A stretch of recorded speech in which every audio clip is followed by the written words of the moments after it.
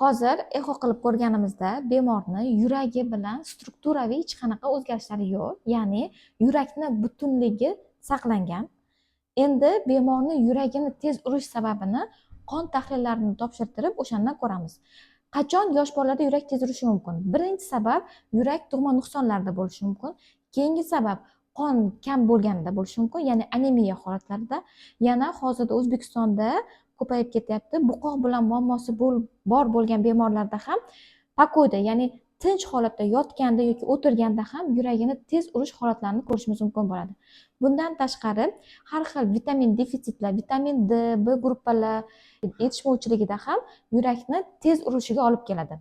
Xo'p, bu holatni shunchaki qoldirishimiz mumkinmi? Yo'q. Yurak ayniqsa tez urayotgan vaqtida, agar bu katta bo'lguncha tez uradigan bo'lsa, qiz bolalar bilamizki, homilador bo'ladi.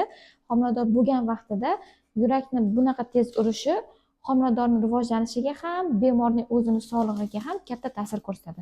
Shuning uchun hozirdan lecheniyani boshlashimiz kerak.